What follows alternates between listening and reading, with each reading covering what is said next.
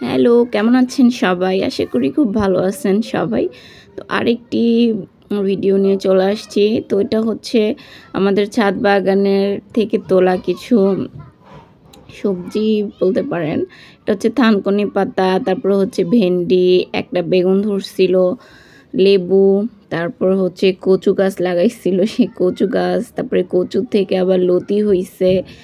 লতি আর প্রথমটা ছিল হচ্ছে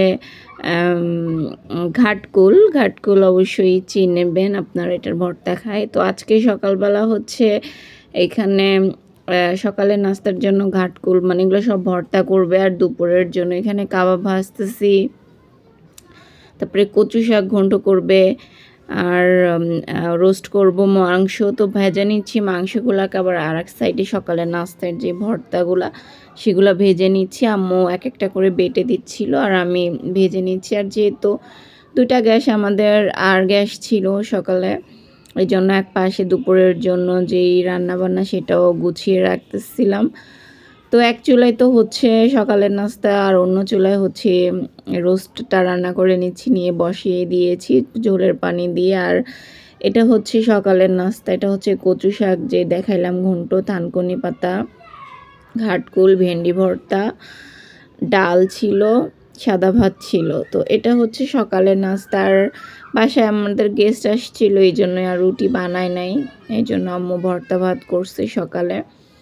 তো ওই যে আমি আমার প্লেট একটু একটু করে সব কিছুই নিয়েছি, আর বাসার সবাই হচ্ছে খেতে বসে গিয়েছি সকালে নাস্তা। তারপরে হচ্ছে পোলাও বসিয়েছিলাম, আর এটা হচ্ছে দই চিড়া কলা দিয়ে, আর হচ্ছে এখানে রুই মাছ রান্না করেছিলাম, ভুনা করেছি, সাথে এখানে মুরগির রোস্ট করেছিলাম।